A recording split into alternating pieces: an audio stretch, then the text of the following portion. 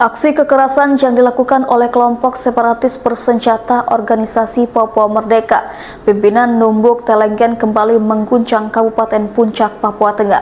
Dalam serangan yang terjadi pada pagi hari, kelompok ini menembaki warga sipil yang sedang beristirahat di rumah mereka di dua distrik Pinapa dan Kome. Menurut informasi yang diperoleh dari masyarakat setempat, serangan brutal yang terjadi tanpa alasan yang jelas, dengan kelompok OPM mendatangi pemukiman warga dan langsung menembaki mereka. Beberapa warga dilaporkan mengalami luka tembak serius dan segera dilarikan ke fasilitas kesehatan terdekat. Sementara itu, sebagian warga lainnya mengalami trauma mendalam akibat insiden tersebut.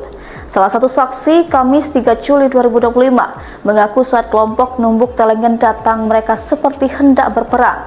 Mereka tidak peduli siapa yang ada di jalanan, siapapun langsung diancam dan ditembak dan membuat warga ketakutan. Dari pantauan di lapangan, situasi di kedua distrik kini semakin mencekam. Banyak rumah yang kosong ditinggalkan oleh pemiliknya yang mengungsi ke tempat yang dianggap lebih aman. Salah satu korban penembakan, Otius Kogoya, dilaporkan mengalami luka serius akibat tembakan kelompok OPM. Terkait dengan peristiwa ini, belum ada keterangan resmi dari TNI Polri hingga kini.